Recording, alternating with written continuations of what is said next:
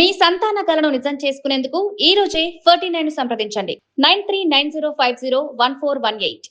తెలంగాణలో పత్తి సాగు చేసే రైతులకు రాష్ట్ర ప్రభుత్వం శుభవార్త చెప్పింది. రాష్ట్రంలో పత్తి ఉత్పాదకతకు భారీగా పెంచడంతో పాటు సాగు నాణ్యతను మెరుగుపరిచే లక్ష్యంతో ప్రభుత్వం ఒక విప్లవాత్మక నిర్ణయం తీసుకుంది. ఇందులో భాగంగా రాష్ట్రంలోని 19 జిల్లాలకు చెందిన రైతులకు పూర్తి ఉచితంగా బీటీ హైబ్రిడ్ పత్తి విత్తనాలను అందించే భారీ పంపిణీ కార్యక్రమానికి శ్రీకారం చుట్టింది.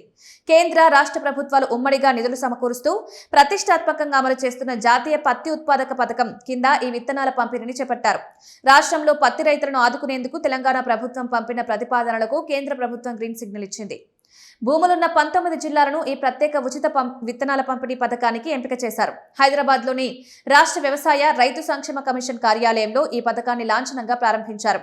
కమిషన్ చైర్మన్ కోదండరెడ్డి, రాష్ట్ర విత్తనాభివృద్ధి సంస్థ చైర్మన్ అన్వేష్ రెడ్డి అధికారులతో కలిసి తొలి విడత విత్తనాల పంపిణీ పోస్టర్లను ఆవిష్కరించి పంపిణీ ప్రక్రియను వేగవంతం చేయాలని ఆదేశించారు. ఆయా గ్రామాల్లోని రైతు వేదికల ద్వారానే ఈ ఉచిత విత్తనాల ప్యాకెట్లను పంపిణీ చేయనున్నారు. ఈ పథకం కింద ఎంపికైన జిల్లాలు రంగారెడ్డి, సంగారెడ్డి, సిద్దిపేట, వికారాబాద్, సూర్యాపేట, యాదాద్రి భువనగిరి, నల్గొండ, ఖమ్మం, జనగామ, వరంగల్, నారాయణపేట, మహబూబ్ నగర్, నాగర్ కర్నూల్, జోగులాంబ గద్వాల, కరీంనగర్, నిర్మల్, ఆదిలాబాద్, కొమరంభీం, ఆసిఫాబాద్, మంచిర్యాల. చిన్న సన్నకారు రైతులకు మేలు చేయడమే ధ్యేయంగా ఈ పథకాన్ని అర్హులకు నిర్ణయించారు.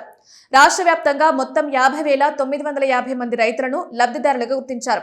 వీరి కోసం సుమారు 6.33 లక్షల పత్తి విత్తనాల ప్యాకెట్లను వ్యవసాయ శాఖ సిద్ధం చేసింది. దీని ద్వారా రాష్ట్రంలో అదనంగా 1.27 లక్షల ఎకరాల్లో మేలు రకం పత్తి సాగు జరగనుందని అధికారులు అంచనా వేశారు. ఈ విత్తన పంపిణీ కోసం కేంద్ర రాష్ట్ర ప్రభుత్వాలు కలిసి 57.02 కోట్ల భారీ సబ్సిడీని భరిస్తున్నాయి. ఈ నిధుల్లో 60% వాటాను కేంద్ర ప్రభుత్వం, మిగిలిన 40% వాటాను తెలంగాణ రాష్ట్ర ప్రభుత్వం అందిస్తున్నాయి. నాణ్యమైన విత్తనాలు ఉచితంగా లభించడం, రాయితీపై పురుగు మందులు అందడం వల్ల రైతులకు పెట్టుబడి ఖర్చు గణనీయంగా తగ్గుతుందని, తద్వారా పత్తి ఉత్పాదకత పెరిగి రైతులకు మంచి లాభాలు వస్తాయని వ్యవసాయ శాఖ ధీమా వ్యక్తం చేసింది.